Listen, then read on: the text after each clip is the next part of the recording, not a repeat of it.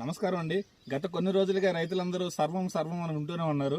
సర్వం అంటే ఏంటంటే ఎస్ అంటే సిమోడిస్ అని అర్థం అండి. అలాగే చివరిలో ఎం అనేది మనకి మిరావిస్ డియో అని అర్థం అండి.